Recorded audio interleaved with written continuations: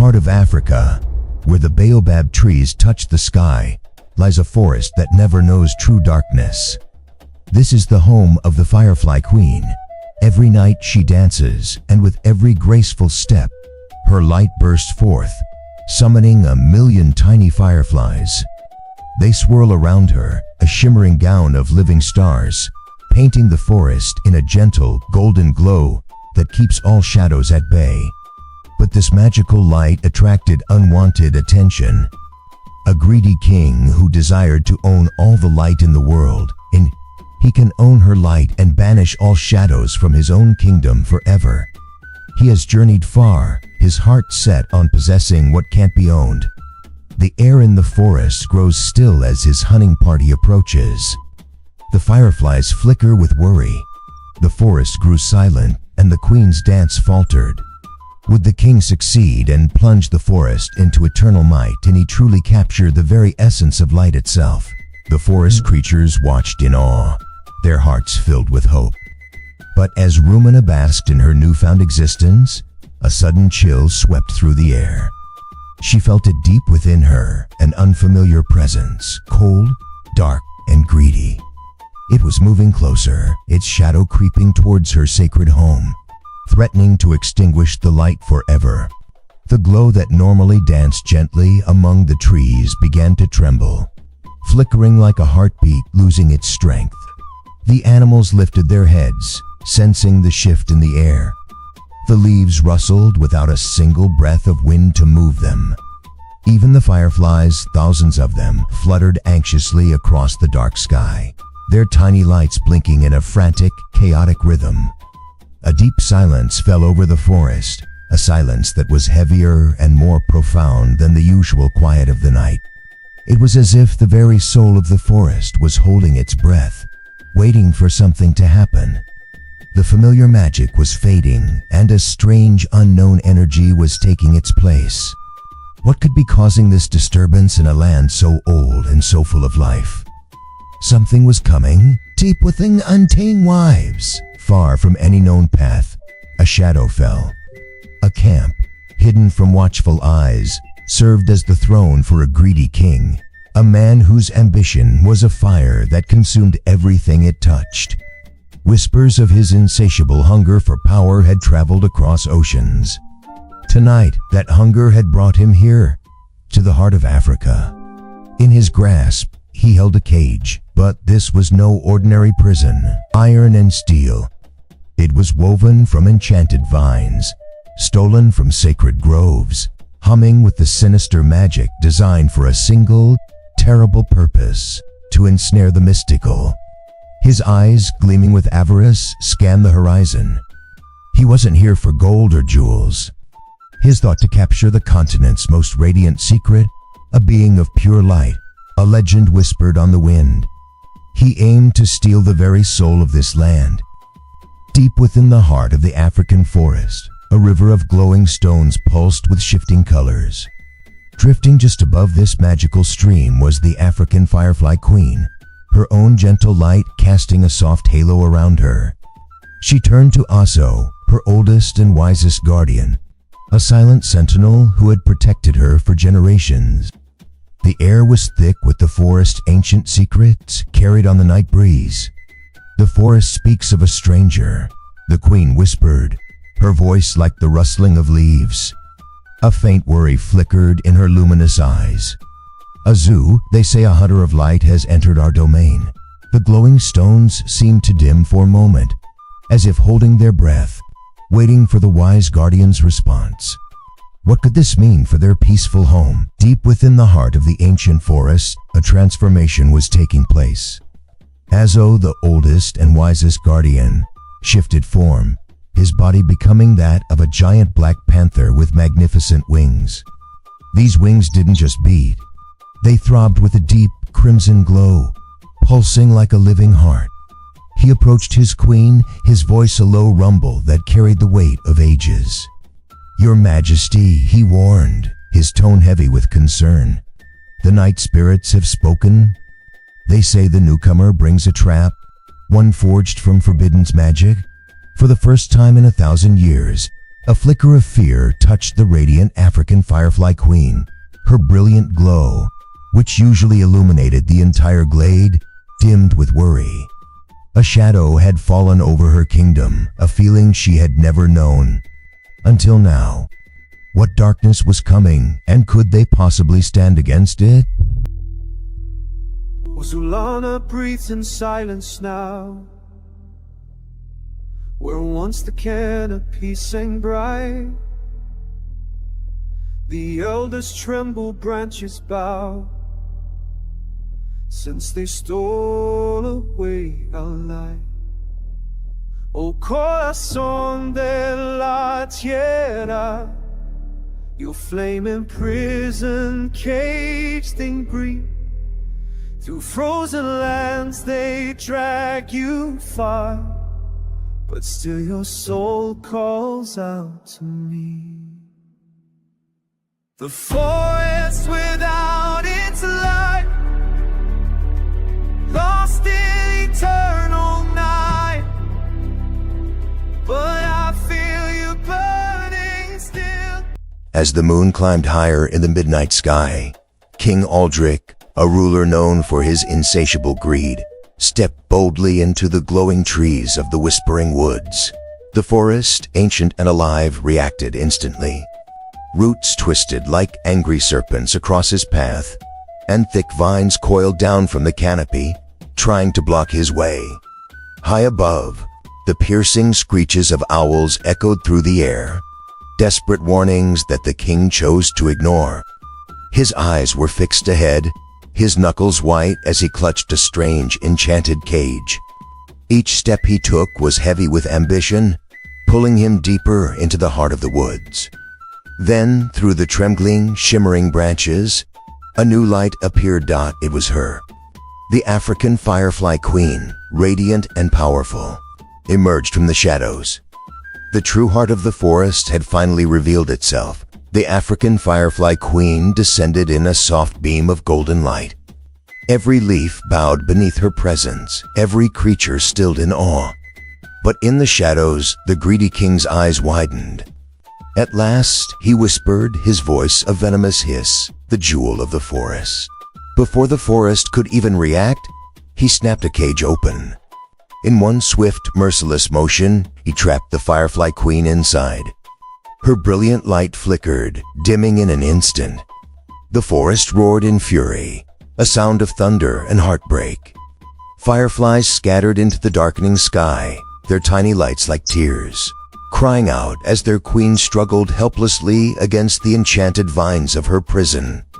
The land held its breath, plunged into an anxious twilight. A once radiant African forest filled with glowing plants, shimmering fireflies, and ancient trees now lies in near darkness. Night fell differently in Uzulana forest after the queen was taken.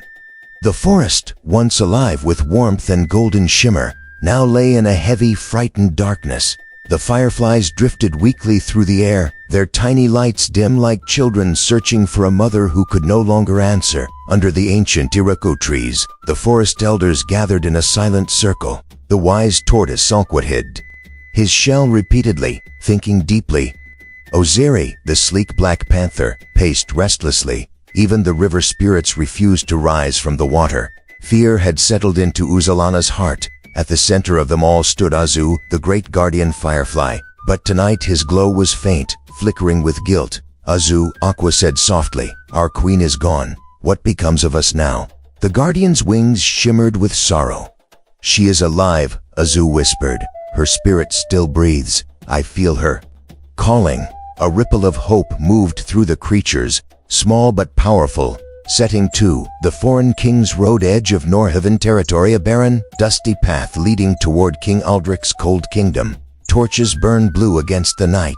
Far away, King Aldrich marched with pride. The enchanted vine cage, half shattered from Mazu's blast, was chained to a heavy cart. Inside it, Queen Nwuria lay weak, her golden glow flickering like a flame dying in the wind. Aldrin leaned close to the cage. "Your light will shine for me now," he said, eyes hungry. "My empire will be reborn because of you." Queen Nwuria looked up, her eyes dim but defiant. "You cannot rule the light," she whispered. "You can only trap your own shadow." For a moment, Aldrich stepped back. Something in her voice unsettled him, something ancient, something beyond his control. Setting 3. The sacred stone of echoes, heart of Uzulana, a round stone with glowing lines that respond to the queen's magic, surrounded by spirits. Back in Uzulana, the forest elders gathered around the stone of echoes. It had not glowed since the queen's capture. Sit. Breathes science.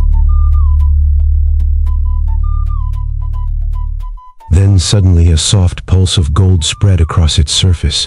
The creatures gasped. Azu rushed forward, wings trembling. It is her. The queen is sending a message. Golden lines rearranged themselves across the stone, forming a clear phrase, "Follow the broken light." Azu's eyes widened. He understood instantly. Fragments of the queen's magic had leaked from the shattered cage, leaving a trail only the fireflies could see. Setting 4. The sky above Uzulana of the great rise, a breathtaking upward rush of glowing fireflies forming a bright golden river. Azu rose into the air. "Children of the queen," he cried. Thousands of fireflies lifted from the trees. Their lights burned brighter than they had since the night of the capture. They gathered behind Azu, a shimmering army of light in the sky, and together they flew, following the faint trail of golden dust drifting across the world. And so the chase began. The fireflies left their home. For the first time in centuries, guided by the queen's fading magic. A brilliant river of light crossed the night sky. Ahead of them, unaware of the approaching storm, King Aldrich dragged the African Firefly Queen deeper into his land. But Queen Nwuria felt it, the warmth of her children, the glow of her people, the rising courage of Uzulana. A tired smile touched her lips. Hope had awakened. The hunt for the Firefly Queen had begun.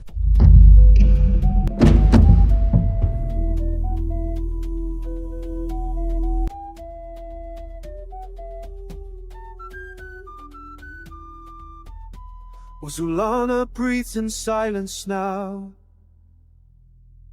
where once the canopy sang bright. The elders tremble, branches bow, since they stole away our light.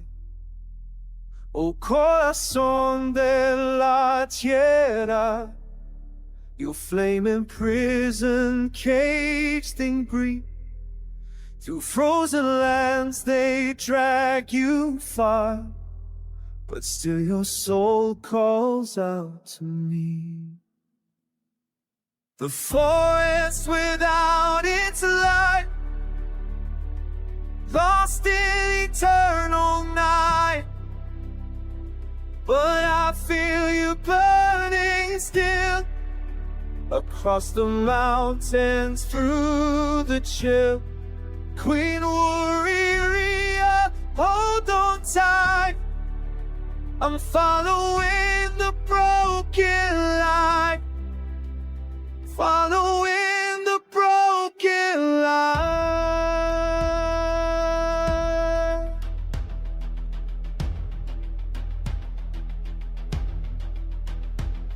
This guilt that tears through fur and bone, a guardian who failed to see the darkness that would take the throne and steal you far from me. The sacred stone, it speaks, it knows. Follow, follow where she goes. 1,000 wings, we rise as one. The great chase has begun. Forest without its light, we soar into the night. I feel you burning still, your flame they'll never kill. Queen Nwuria, hold on tight, we're following the broken light, following the broken light. Dawn broke over the frozen paths leading into the kingdom of Norhaven. A sharp, icy wind swept across the snow-dusted stones, and the torches carried by the soldiers burned with an unnatural blue flame, casting eerie shadows on the ground. This land was cold, harsh, and utterly unforgiving, nothing like the warm, vibrant forest of Uzulana that Queen Nwuria called home. Snow crunched under the heavy boots of King Aldric's soldiers as they dragged the battered, enchanted vine cage forward. Inside, Queen Nwuria shivered, not just from the cold, but from the chilling absence of life around her. Her radiant golden glow, once a beacon of warmth, now flickered faintly. It seemed to shrink every time the bitter wind touched her delicate, amber thread wings. Her honey-glowing eyes, usually filled with ancient wisdom, were clouded with pain. Riding on horseback beside the cage was General Torvek. His scarred face was a mask of unease, his steel-gray beard dusted with frost. He watched the captive queen, muttering to himself, his voice a low rumble. This creature, she is more powerful than any king. Why would anyone anger something made of pure light? King Aldric, riding at the head of the procession, overheard him and shot the general a sharp, dismissive look. His voice was as cold as the silver armor he wore. She is a gift to my kingdom, Torvak, a light that I will control. But even as he spoke, Aldric felt a strange chill that had nothing to do with the snow. It was a premonition, a deep-seated dread that came from the presence of a magic far older and more profound than his own. He was a man who feared what he did not understand, and this Firefly Queen was an enigma he was desperate to solve and possess.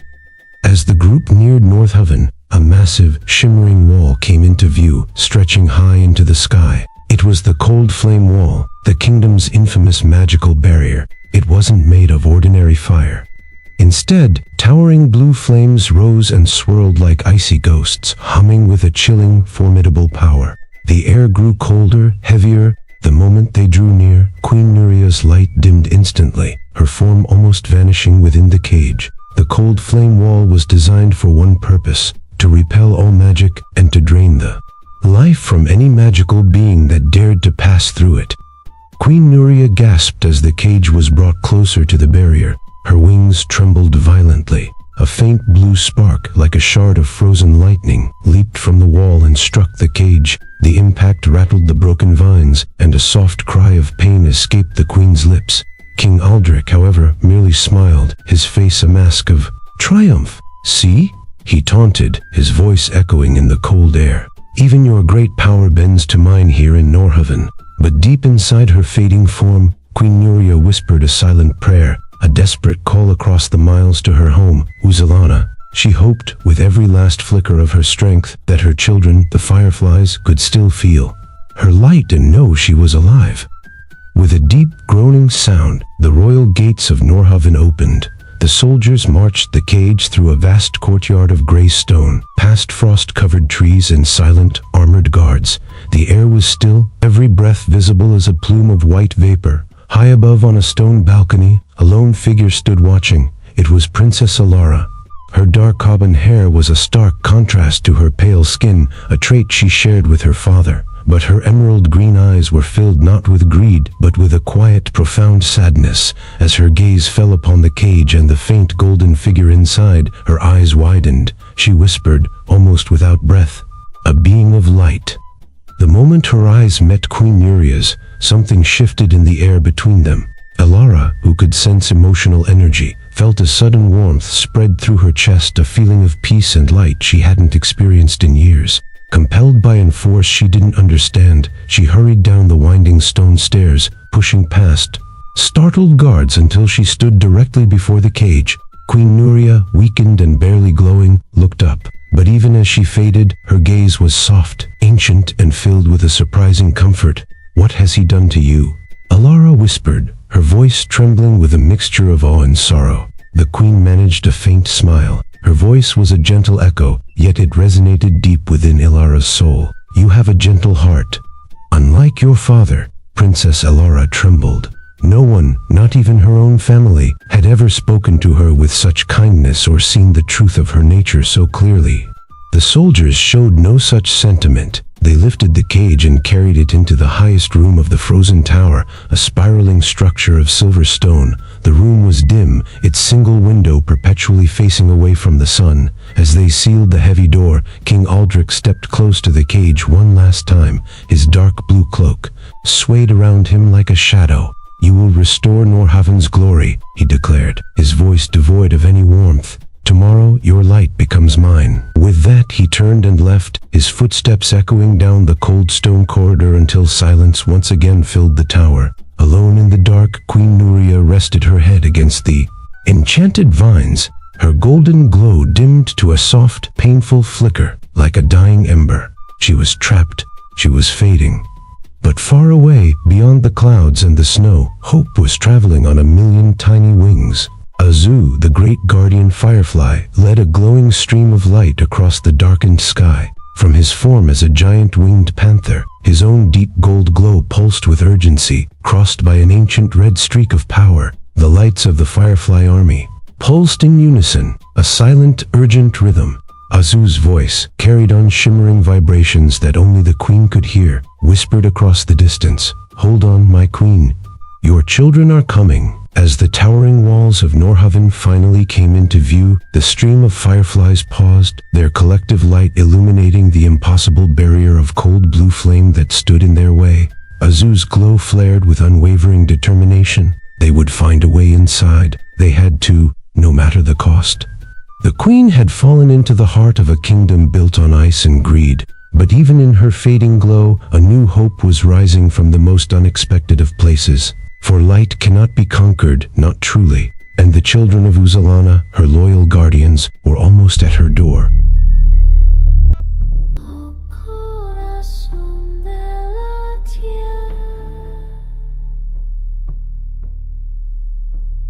Your flaming prison caged in greed. Through frozen lands they drag you far, but still your soul calls out to me. The force within